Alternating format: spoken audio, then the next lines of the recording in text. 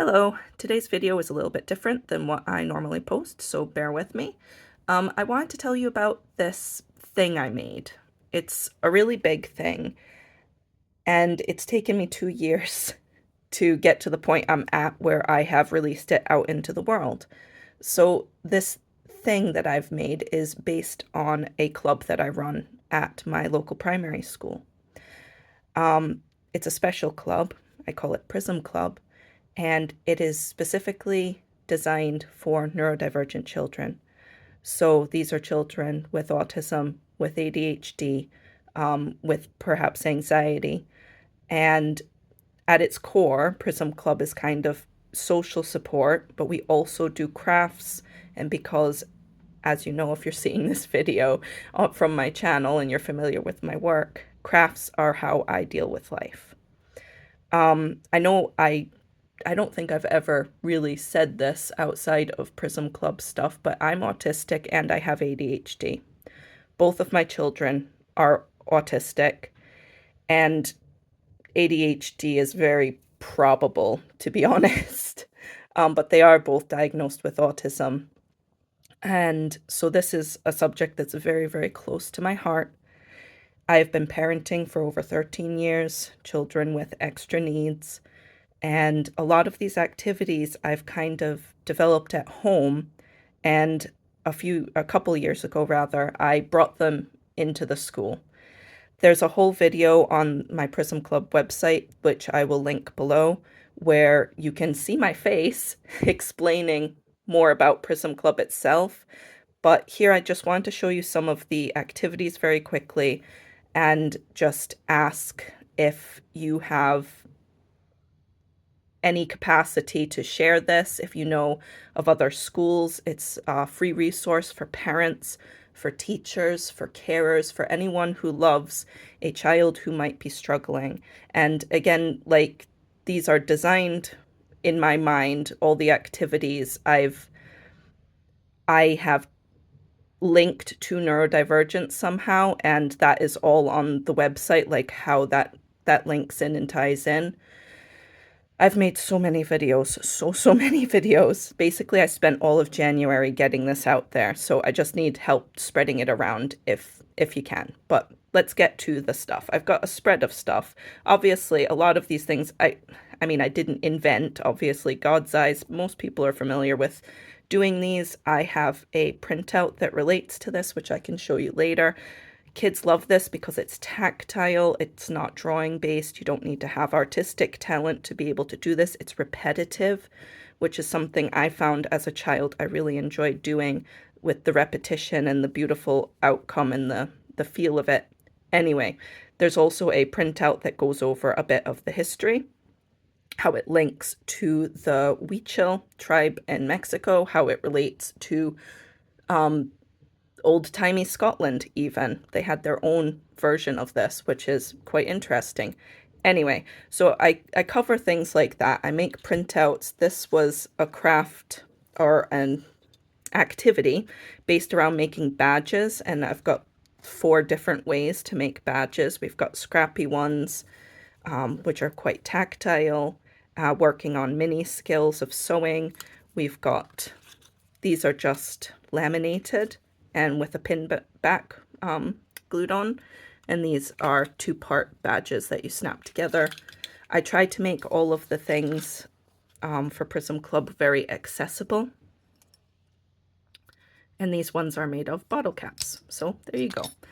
I cover a lot of tactile crafts like this, another one where you don't need to have any drawing or artistic ability, but it's very tactile. It's something the children can make and take away and use as a fidget. We talk a lot about expanding their vocabulary around neurodivergence. A lot of parents and teachers, I've found, they don't know where to start when it comes to talking to children about these things, and that's where I kind of can help. Or at least I try to help. This is an activity I made about the anxiety monster. This would be blank, obviously. I filled this one in. And it's just about how our anxiety can make us really upset, but not for a real danger. That's why the anxiety monster lies. Something children love to do, and a lot of you on here on my page, my YouTube page, will be familiar with art cards because it really took the internet by storm in roughly, what, 2006. Kids love making these. So we do these like several times. It's really good and accessible, something they can do at home. I've got a whole activity based around paper plate pockets. So these are like pockets they can make, take home. They've got a hanging loop on the back.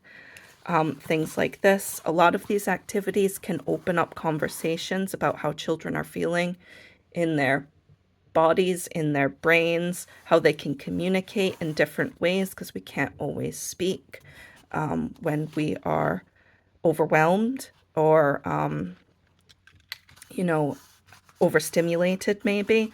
So here we've got a social battery activity. It's a paper plate.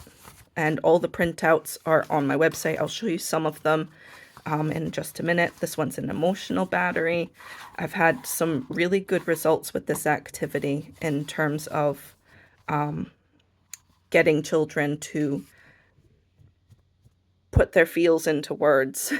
This is another kind of repetition craft where we use what are they called? Spool knitting looms, and we make worry worms.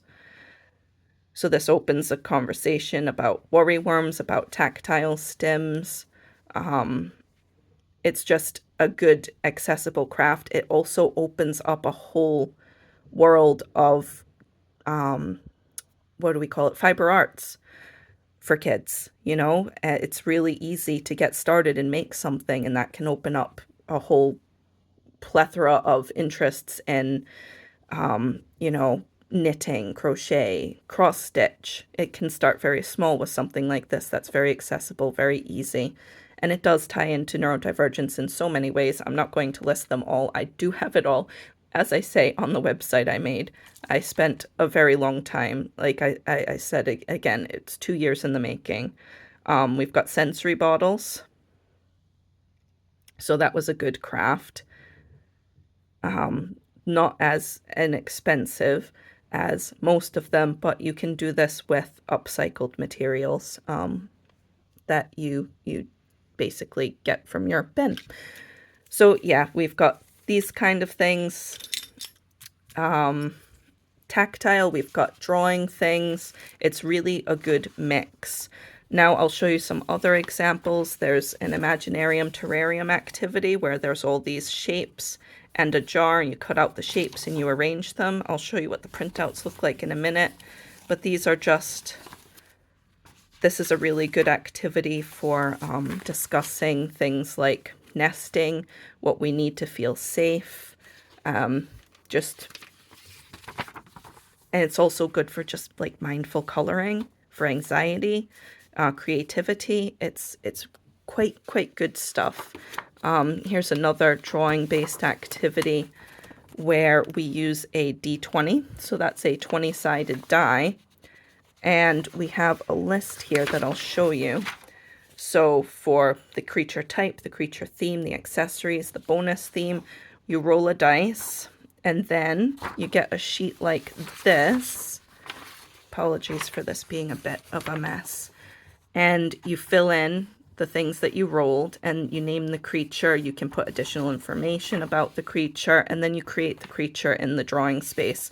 This one looks a bit different from this one because I upgraded it and made it better since I did the examples. But see, Donna the jellyfish, and her accessory was socks. Putting socks on a jellyfish, it helps children to think outside the box, embrace their out-of-the-box thinking, which a lot of neurodivergent children tend to do anyway, but they tend to mask it as well because it can get them not so much in trouble as mocked. Yeah, it's not easy being different, and we talk about that a lot.